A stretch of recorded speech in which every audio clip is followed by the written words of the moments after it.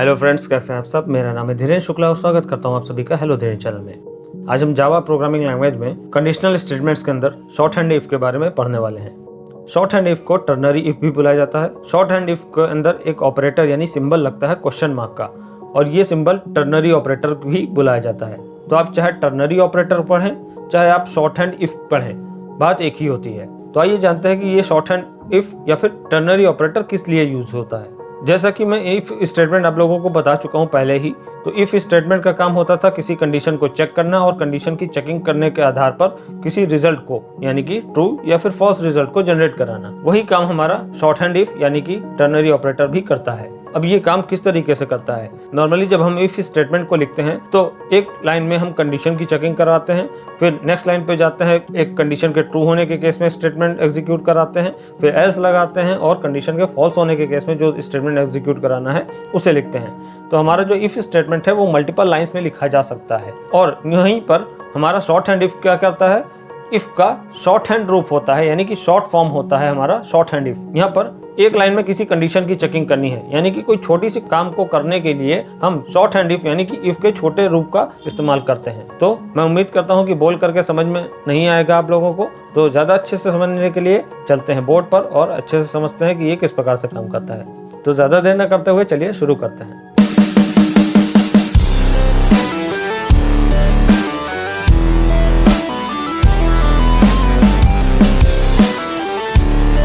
आइए देखते हैं कि शॉर्ट हैंड इफ किस तरह से काम करता है। शॉर्ट हैंड इफ या फिर हमारा टर्नरी ऑपरेटर। यहां पर जब टर्नरी ऑपरेटर की बात आती है तो हम टर्नरी ऑपरेटर का मतलब ये वाला सिंबल होता है। आपकी बुक में हो सकता है टर्नरी ऑपरेटर बोल करके ये सिंबल को पढ़ाया गया होगा, या फिर हो सकता है शॉर्ट हैंड इफ को बोल करके बताया गया होगा। काम दोनों एक ही होता है। अब कैसे लगाते हैं, जैसे कि हम इफ स्टेटमेंट कैसे लगाते हैं। इफ मान लिया कि हमारे पास एक इंटीजर a नाम का एक वेरिएबल है जिसके अंदर 10 रखा हुआ है, b नाम का वेरिएबल है जिसके अंदर 6 रखा हुआ है। अब यहाँ पर सेमीकोलन लगा हुआ है। तो हम इफ के अंदर कैसे देते हैं, a is greater than equal to b। तो ऐसे केस में curly brace start curly brace close SOPLN यानी प्रिंटिंग का काम कर देंगे और क्या लिखेंगे, हम लिख देंगे a इज ग्रेटर। और इसी तरह से एल्स में जाएंगे। अगर हमारी कंडीशन गलत है तो हम प्रिंट करा देंगे b इज ग्रेटर। ये हमारी एक छोटी सी इफ कंडीशन लग गई। तो यहाँ पर इसी कंडीशन को अगर हम शॉर्ट हैंड इफ में लिखना चाहते हैं यानी एक ही लाइन में लिखना चाहते हैं तो कैसे लिखेंगे, ध्यान दीजिएगा। शॉर्ट हैंड इफ में हम कैसे लिखेंगे, इसको लिखेंगे यहाँ पर हम शॉर्ट हैंड इफ में इफ कीवर्ड का इस्तेमाल नहीं करते हैं, डायरेक्ट ब्रैकेट लगाते हैं। a is greater than equal to b लिखेंगे यानी कि कंडीशन को लिखेंगे, फिर उसके बाद क्वेश्चन मार्क लगाते हैं। ध्यान रखिएगा इस कंडीशन और इस क्वेश्चन मार्क यानी कि ब्रैकेट और क्वेश्चन मार्क के बीच में यहाँ पर कोई स्पेस नहीं देना है आप लोगों को। अगर a बड़ा है या फिर बराबर है b के तो फिर क्या करो, इस कंडीशन के ट्रू होने के केस में यहाँ पर क्या हो रहा था, इस कंडीशन के ट्रू होने पर ये वाला स्टेटमेंट एग्जीक्यूट हो रहा है और कंडीशन के फॉल्स होने के केस में ये वाला स्टेटमेंट एग्जीक्यूट हो रहा है। उसी तरीके से हम यहाँ पर आएंगे, यहाँ पर क्या करेंगे, कंडीशन के ट्रू होने के केस में जो हम एग्जीक्यूट करवाना चाहते हैं उसे क्वेश्चन मार्क के बाद लिखेंगे। जैसे हम यहाँ पे लिख सकते हैं SOPLN a is greater, bracket बंद। यहाँ पर सेमीकोलन आप लोगों को नहीं लगाना है क्योंकि एक ही लाइन में हम पूरा स्टेटमेंट दे रहे हैं, तो यहाँ पर सेमीकोलन नहीं लगेगा। अब कंडीशन के ट्रू होने के केस में तो क्वेश्चन मार्क के बाद ये जो दिया हुआ है ये एग्जीक्यूट करा दिया जाएगा, और कंडीशन के गलत होने के केस में अगर हम कुछ प्रिंट कराना चाहते हैं वो कहाँ देंगे, वो हम इसके बाद हम लगाएंगे कोलन का सिंबल, और कोलन लगाने के बाद जो भी हम कंडीशन के गलत होने के केस में प्रिंट कराना चाहते हैं वो हम दे सकते हैं। तो हम कंडीशन के गलत होने के केस में SOPLN यानी system.out.println करके लिखेंगे b इज ग्रेटर। तो इस प्रकार से हम अपने टर्नरी ऑपरेटर या फिर शॉर्ट हैंड इफ प्रॉपर्टी की मदद से एक लाइन में ही किसी कंडीशन की चेकिंग का काम कर सकते हैं। शॉर्ट हैंड इफ को बनाया गया है किसी छोटे से काम को करने के लिए जो हम एक लाइन में आसानी से कर सकते हैं।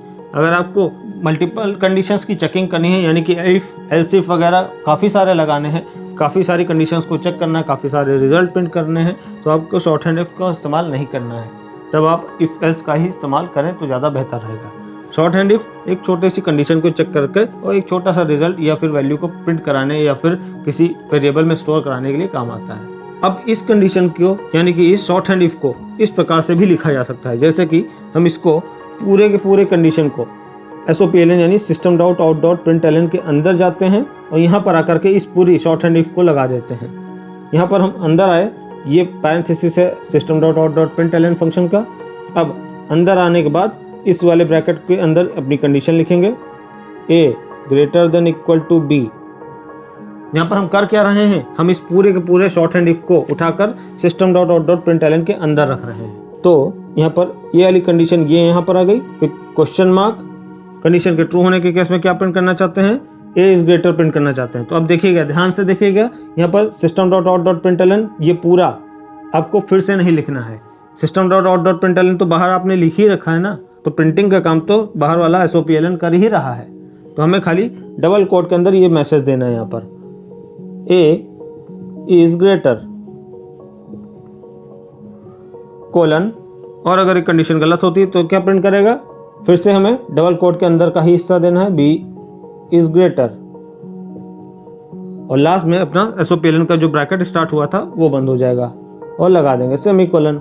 तो इस प्रकार से भी हम अपने इसी वाले शॉर्ट हैंड इफ को यहाँ ऐसे भी लिख सकते हैं। तो ऐसे केस में कंडीशन की चेकिंग करने के बाद जो भी आप प्रिंटिंग करना चाहते हैं ट्रू और फॉल्स होने के केस में उसे आप डबल कोट में डायरेक्ट लिख दीजिए। अब कंडीशन की चेकिंग होगी, जब कंडीशन अगर ट्रू होती है तो इसको, और अगर फॉल्स होती है तो इसको, ये वाला SOPLN डायरेक्ट खुद ही प्रिंट कर देगा, दोनों में से किसी एक को। तो हमें डबल कोट के अंदर जो मैसेज देना है बस उतना ही देना है, यहाँ पर SOPLN दोबारा नहीं लगाने की जरूरत है। तो उम्मीद करता हूँ शॉर्ट हैंड इफ आपको अच्छे से समझ में आ गया है। ये शॉर्ट हैंड इफ एक तरीके से और भी यूज किया जा सकता है। चलिए ज़्यादा देर न करते हुए उसे भी देख लेते हैं कि और किस तरीके से हमारा शॉर्ट हैंड इफ यानी कि टर्नरी ऑपरेटर काम करता है। मान लिया अभी भी हमारे पास एक a वेरिएबल है और b वेरिएबल है। अब ऐसे केस में हम किसी कंडीशन की चेकिंग कराना चाहते हैं, जैसे कि if a is greater then b, अगर a बड़ा है b से, तो एक हमारे पास यहाँ पर एक नया वेरिएबल ले लेते हैं, रेस यानी रिजल्ट का शॉर्ट फॉर्म। तो अगर a बड़ा है b से तो हम ऐसे केस में क्या करेंगे, कर्ली ब्रेसेस के अंदर रेस बराबर a कर देंगे, यानी a की वैल्यू को, अगर a बड़ा है b से तो बड़ी वाली वैल्यू यानी a को उठाकर रेस वेरिएबल में भेज दिया, यानी असाइन कर दिया। और अगर ये कंडीशन गलत होती है तो ऐसे केस में हम एल्स में जाते हैं और तब b वेरिएबल को रेस वेरिएबल में भेज देते हैं, रेस बराबर b कर देते हैं। तो यहाँ पर हमने क्या किया, अगर a बड़ा है b से, कंडीशन ट्रू है, तो a की वैल्यू को उठाकर रेस में असाइन कर दिया। और अगर a बड़ा नहीं है b से, a बड़ा नहीं है b से मतलब क्या, b बड़ा होगा, तो हम b वेरिएबल की वैल्यू को रेस वेरिएबल में असाइन कर रहे हैं। तो जब ट्रू हो चाहे फॉल्स हो, ऐसे केस में हम किसी वेरिएबल को किसी एक सेम वेरिएबल के अंदर असाइन कर रहे हैं, चाहे ट्रू में भी क्या कर रहे हैं, a की वैल्यू को रेस में डाल रहे हैं, और फॉल्स होने के केस में b की वैल्यू को रेस में डाल रहे हैं। लेकिन चाहे ये वाला केस चले चाहे ये वाला केस चले, रेस वेरिएबल में तो कोई ना कोई वैल्यू जा ही रही है ना, चाहे a की जाए चाहे b की जाए, आंसर हमारा एक सेम वेरिएबल के अंदर जा रहा है दोनों में। ऐसे केस में हम क्या करेंगे, अपने टर्नरी ऑपरेटर में जाएंगे, वहां पे लिखेंगे a greater than equal to b question mark. अगर a बड़ा है b से तो हमने क्या किया, रेस बराबर है, तो हम क्या ऐसे लिख देंगे, रेस बराबर a, फिर कोलन रेस बराबर b। ऐसे आप लोगों को बिल्कुल भी नहीं लिखना है, ध्यान रखिएगा, ये आप लोग गलत कर देंगे। हमें करना कैसे है ये ध्यान रखिएगा।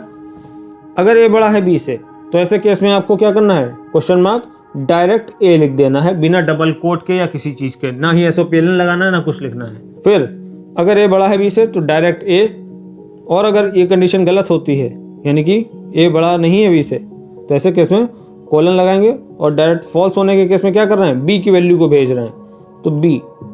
यहाँ a और b क्यों लिखा, क्योंकि ट्रू होने के केस में a की वैल्यू भेजी जा रही है, फॉल्स होने के केस में b की वैल्यू भेजी जा रही है। तो जिस वेरिएबल की वैल्यू को आप भेज रहे हैं किसी ना किसी वेरिएबल में, तो जैसे कि यहाँ पर हम a को भेज रहे हैं और यहाँ पर हम b को भेज रहे हैं, तो जिस भी वेरिएबल की वैल्यू को भेजना है आपको, तो उस वेरिएबल को आपको यहाँ पर लिखना है। ट्रू होने के केस में a को भेजा जा रहा है रेस में, तो हमने ट्रू होने के केस में a को लिख दिया। फॉल्स होने के केस में b को भेजा जा रहा है यहाँ पर, तो यहाँ पर भी फॉल्स होने के केस में हमने कोलन लगा के b लिख दिया डायरेक्ट। तो अब ऐसे केस में ये चलेगा कैसे, कंडीशन ट्रू होगी तो ए वेरिएबल की वैल्यू को उठाया जाएगा, और अगर कंडीशन फॉल्स होगी तो बी वेरिएबल की वैल्यू को उठाया जाएगा। अब वो जो ए या फिर बी दोनों में से जो भी वेरिएबल की वैल्यू को उठाया गया है उसे कहाँ भेजा जाएगा, कहीं तो रखा जाएगा ना। तो ऐसे केस में आप ध्यान दीजिएगा कि हमारा टर्नरी ऑपरेटर यानी कि शॉर्ट हैंड इफ जो होता है वो, अगर यहाँ पर आपने प्रिंटिंग का काम कर दिया जैसे पहले हमने किया था तब तो ठीक है, लेकिन प्रिंटिंग का काम हमने यहाँ पर नहीं कर रहे हैं, हम यहाँ पर एक वेरिएबल की वैल्यू को उठा रहे हैं। दोनों में से कोई एक वेरिएबल की वैल्यू को उठाया जाएगा यानी एक्सेस किया जाएगा। अब वो दोनों में से किसी भी वेरिएबल, लेट सपोज की कंडीशन ट्रू हो जाती है, जैसे कि यहाँ पर 10 है तो a यानी कि 10 ग्रेटर देन इक्वल टू 6 है, तो 10 अगर बड़ा है 6 है तो कंडीशन जाहिर सी बात है ट्रू हो गई और a की वैल्यू को उठा लिया गया यानी 10 को उठाया गया। अब ये 10 कहाँ भेजा जाएगा, हमारा जो टर्नरी ऑपरेटर होता है यानी कि शॉर्ट हैंड इफ, ये क्या करता है, अगर किसी वेरिएबल की वैल्यू को उठा रहा है, चाहे वेरिएबल में रख करके वैल्यू उठाओ, चाहे आप डायरेक्ट वैल्यू दे दो, यहाँ पर 10 और 6 डायरेक्ट लिख दीजिए, उस वेरिएबल या वैल्यू जो कि आप यहाँ पर लिख रहे हैं उसे उठा करके ये, चाहे इनमें से कोई भी, लेट्स सपोज यहाँ ए उठ रहा है तो हम ए को क्या करेगा, ये उठा करके रिटर्न कर देगा। जैसे फंक्शन वैल्यू को रिटर्न करता है उसी तरह से ये भी वैल्यू को, दोनों में से किसी एक वैल्यू को रिटर्न करेगा। रिटर्न करके कहाँ भेजेगा, इस पूरी कंडीशन के आगे यहाँ इक्वल टू करके एक वेरिएबल लिखना पड़ेगा, उस वेरिएबल में ये वैल्यू जा करके स्टोर हो जाएगी। अब ये वेरिएबल कौन सा होगा, ये वेरिएबल वही होगा जो यहाँ पर आपको दिख रहा है, जैसे कि रेस लिखा हुआ है। दोनों में ही चाहे ए की वैल्यू भेज रहे हो चाहे बी की वैल्यू भेज रहे हो, रेस में ही तो भेज रहे थे, तो अब ए की वैल्यू आए चाहे बी की वैल्यू उठ करके आएगी हमेशा रेस में ही। तो ये रेस वेरिएबल यहाँ लिखा जाएगा, ना कि यहाँ पर। तो उम्मीद करता हूँ आपको अच्छे समझ में आ गया है। अगर आप यहाँ पर प्रिंटिंग का काम नहीं कर रहे हैं, कोई वैल्यू आप दे रहे हैं डायरेक्ट या फिर कोई वेरिएबल आप दे रहे हैं डायरेक्ट, तो उस वेरिएबल या फिर वैल्यू को रिटर्न करा दिया जाता है। रिटर्न होकर के वो इस पूरी कंडीशन के आगे आएगा और यहाँ पर आपको इक्वल टू करके एक इधर लेफ्ट हैंड साइड वेरिएबल देना होगा और वो वेरिएबल आने वाली यानी रिटर्न होने वाली वैल्यू को स्टोर कर लेगा अपने पास। तो रेस में आकर के 10 सेव हो जाएगा, क्योंकि ए की वैल्यू 10 थी तो 10 आकर के यहाँ रेस में सेव होगा, क्योंकि 10 बड़ा है 6 से। तो उम्मीद करता हूँ ये भी आप लोगों को अच्छे से समझ में आ गया होगा। तो ज़्यादा अच्छे से समझने के लिए चलते हैं अपने लैपटॉप की स्क्रीन पर और वहाँ पर भी समझ लेते हैं कि हमारा टर्नरी इफ़ या फिर शॉर्ट हैंड इफ़ किस प्रकार से काम करता है। तो हेलो फ्रेंड्स, अब हम आ गए हैं अपने लैपटॉप की स्क्रीन पे। तो चलिए सबसे पहले ओपन कर लेते हैं ब्लूजे। ये रहा हमारा ब्लूजे, ऑलरेडी मैंने ओपन कर रखा है। यहाँ पर आने के बाद हम सबसे पहले न्यू क्लास लेते हैं। आज हम टर्नरी इफ़ के बारे में पढ़ने जा रहे हैं, तो अपनी क्लास का नाम हम टर्नरी रख देते हैं, जिसमें मैंने टर्नरी का टी बड़ा रखा हुआ है। डॉट क्लास पहले से सेलेक्टेड है, नीचे जाएंगे ओके पर क्लिक करेंगे और ओके पर क्लिक करने के बाद हम आते हैं यहाँ पर, ये हमारी ब्लॉक बन करके आ गया है, यानी कि क्लास हमारी बन चुकी है। डबल क्लिक करके अंदर जाते हैं और अंदर आने के बाद हम सबसे पहले क्या करेंगे कि जितना भी टेक्स्ट ऑलरेडी लिख करके आ रहा है मैं इसे कंट्रोल ए करता हूँ। सब कुछ सेलेक्ट करने के बाद मैं डिलीट बटन पर प्रेस करता हूँ और यहाँ पर मैं दोबारा अपनी क्लास बना लेता हूँ। मैं यहाँ लिखता हूँ पब्लिक क्लास स्पेस, अभी मैंने अपनी फाइल का नाम टर्नरी दिया था तो यहाँ पर भी हम टर्नरी नाम देते हैं। Curly braces start and close किए और अंदर आकर के सबसे पहले हम PSVM यानी कि पब्लिक स्टैटिक वॉइड मेन बनाएंगे।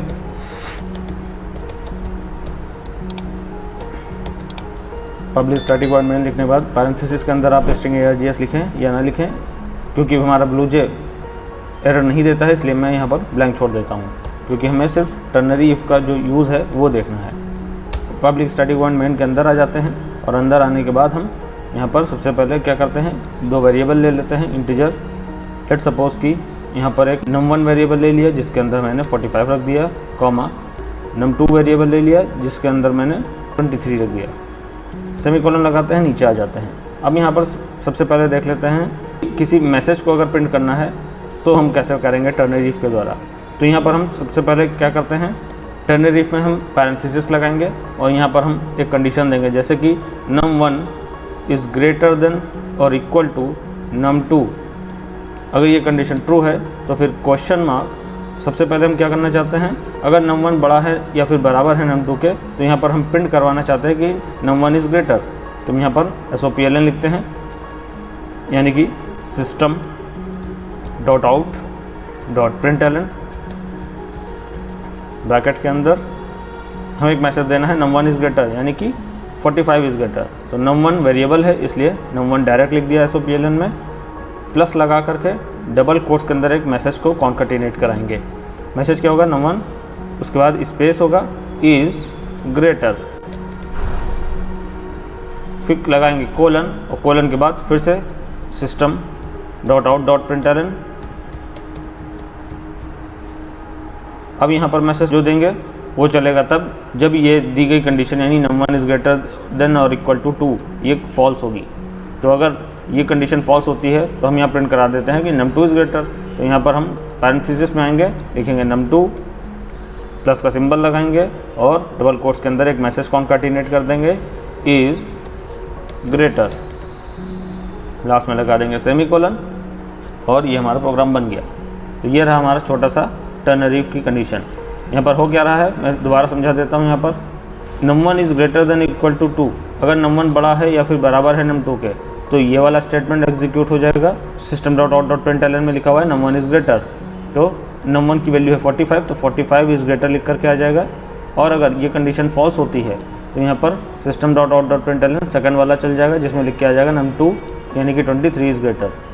यहाँ पर देखिए एक क्वेश्चन मार्क के पास एरर आ रही है, नॉट अ स्टेटमेंट।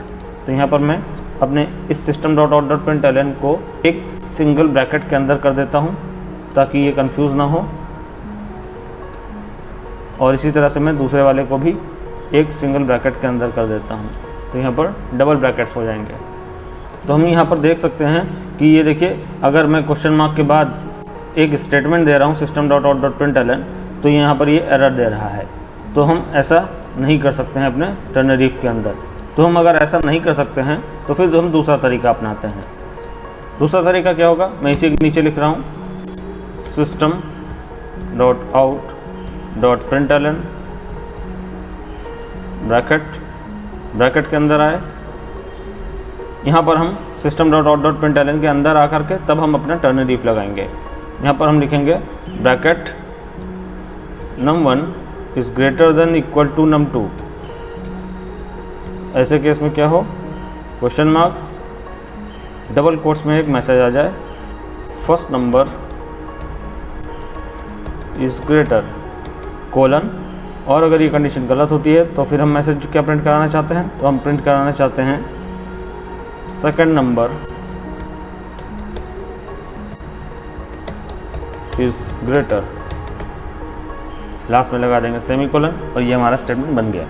तो हमारा जो system dot out dot println है उसका पैरेंथेसिस ये देखिए यहाँ से स्टार्ट है और ये लास्ट में आकर के बंद है। अब इस system dot out dot println statement के अंदर मैंने ये टर्नरी इफ लगा रखा है यहाँ से लेकर के यहाँ तक का। और इसमें पहले एक कंडीशन दी गई है num1 is greater than equal to num2। अगर ये कंडीशन ट्रू होती है तो क्वेश्चन मार्क के बाद जो डबल कोट्स में पहला मैसेज है फर्स्ट नंबर इज़ ग्रेटर, ये इतना मैसेज आ जाएगा। और अगर ये कंडीशन गलत होती है तो सेकंड नंबर इज़ ग्रेटर ये मैसेज आ जाएगा।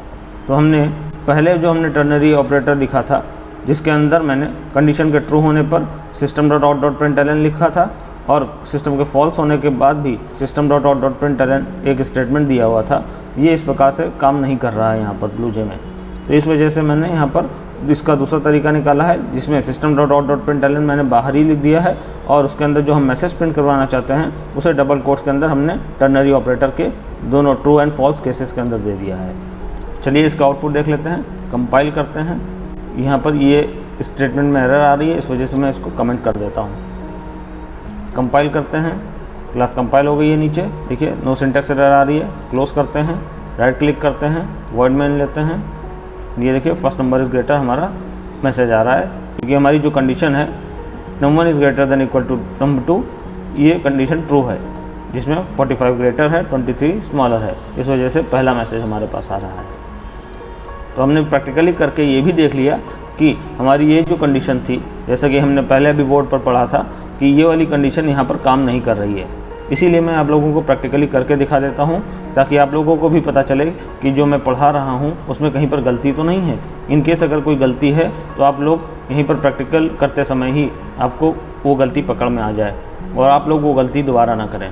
तो मैं अब अपने इस स्टेटमेंट को हटा देता हूँ।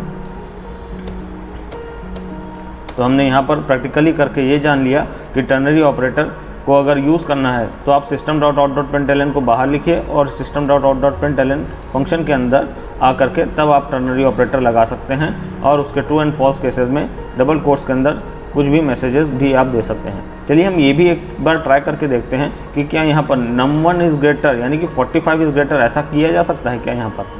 तो यहाँ पर फर्स्ट नंबर को मैं यहाँ से हटा देता हूँ और इसके साथ साथ यहाँ पर लिख देता हूँ num1 प्लस। इसी तरह से मैं यहाँ पर सेकंड नंबर को भी हटा देता हूँ। यहाँ पर भी मैं मैसेज प्रिंट कराना चाहता हूँ कि num2 प्लस। तो अब यहाँ पर num1 का मतलब है 45, क्योंकि एक num1 वेरिएबल है तो 45 इज़ ग्रेटर आएगा। उसी तरह से num2 प्लस यानी कि 23 इज़ ग्रेटर मैसेज आएगा। देखते हैं कि ये चलता है कि नहीं। कंपाइल करते हैं, देखिए क्लास कंपाइल हो गई सक्सेसफुली। क्लोज करते हैं, दोबारा राइट क्लिक करेंगे, वॉइड मेन लेंगे एंड ये देखिए 45 इज़ ग्रेटर, ये हमारा सक्सेसफुली चल गया। तो ये होता है फ़ायदा प्रैक्टिकली करके दिखाने का। मैं इसीलिए आप लोगों को अपने सभी लेक्चर्स में अंदर बोर्ड पर तो करके दिखाता ही हूँ और साथ साथ प्रैक्टिकली भी करके दिखा देता हूँ, क्योंकि कई बार ऐसा होता है कि बोर्ड पर करते समय तो चीज़ें आसान लगती हैं, लेकिन जब हम प्रैक्टिकली करने बैठते हैं तो उसमें कुछ ना कुछ एरर आ जाती है। चलिए, इस तरह से मैंने आप लोगों को सिखाते सिखाते खुद भी एक नई चीज़ सीखी कि हमारा system.out.println टर्नरी ऑपरेटर के अंदर भी काम नहीं करता है। अब आप लोग ये मत सोचिएगा कि मुझे बहुत आता था, मैंने गलत कर दिया। हर कोई इंसान सीखता ही है कर करके ही। तो मैंने भी एक नई चीज़ सीखी आप लोगों को सिखाते सिखाते। चलिए बढ़ते हैं अगले तरीके की तरफ। यहाँ पर मैं इसको हटा देता हूँ फ़िलहाल। अब अगर हम टर्नरी ऑपरेटर की मदद से किसी एक वेरिएबल के अंदर कोई वैल्यू असाइन करना चाहते हैं तो हम कैसे करेंगे। तो यहाँ पर आते हैं, वापस एक वेरिएबल लेते हैं ऊपर, कॉमा रेस नाम का वेरिएबल। तो यहाँ पर हमने एक रेस वेरिएबल ले रखा है। रेस वेरिएबल इक्वल टू लगाएंगे और इसके बाद हम अपना टर्नरी ऑपरेटर यूज़ करेंगे। यहाँ पर हम अपनी वैसे ही कंडीशन लगा देते हैं जैसे अभी हमने लगाई थी, num1 is greater than equal to num2। Question mark लगाया, क्वेश्चन मार्क के बाद हम एक वेरिएबल दे देते हैं। अब क्वेश्चन मार्क के बाद हम ये कंडीशन को चेक करेंगे क्या num1 बड़ा है num2 से। अगर num1 बड़ा होगा num2 से यानी कंडीशन होगी ट्रू, तो हम क्या करना चाहते हैं, हम num1 की वैल्यू को रेस वेरिएबल में भेजना चाहते हैं। तो यहाँ पर हम लिख देते हैं num1 कोलन। अगर ये कंडीशन गलत होती है तो हम यहाँ पर लिख देते हैं num2, सेमी कोलन लगाते हैं। अब इससे क्या होगा कि इस टर्नरी ऑपरेटर के अंदर ये कंडीशन की चेकिंग की जाएगी क्या num1 ग्रेटर देन या फिर इक्वल टू है num2 के। इन केस अगर num1 बड़ा है या फिर बराबर है num2 के, तो फिर यहाँ पर num1 की वैल्यू को हमने क्या किया है, रेस वेरिएबल को असाइन कर दिया है। तो यहाँ पर num1 की वैल्यू रिटर्न होकर के रेस वेरिएबल में जाकर स्टोर हो जाएगी। और वहीं पर अगर इन केस कंडीशन गलत होती है तो num2 की वैल्यू को हमने यहाँ से रिटर्न कर दिया है रेस वेरिएबल के पास, यानी कि असाइन कर दिया है। तो यहाँ पर रेस वेरिएबल में इस बार num2 की वैल्यू आ जाएगी। नीचे आते हैं, system.out.println करते हैं।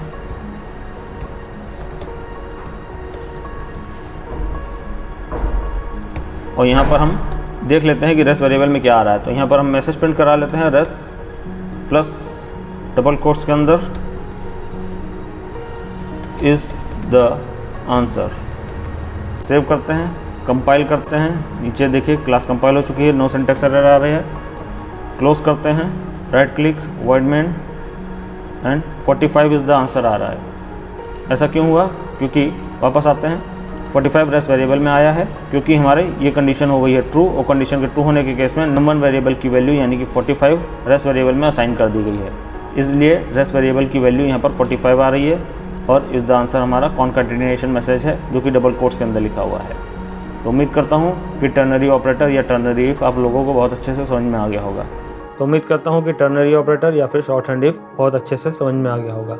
अगर आप लोगों को अभी भी कुछ समझ में नहीं आया है या मन में किसी भी प्रकार का कोई क्वेश्चन है तो आप लोग कमेंट सेक्शन में कमेंट करके ज़रूर बताइए। मैं पूरी कोशिश करूँगा आप लोगों के सभी सवालों का जवाब देने की। वीडियो अगर पसंद आई हो तो लाइक एंड शेयर करना ना भूलें एंड चैनल पर नए हो तो चैनल को ज़रूर सब्सक्राइब करें।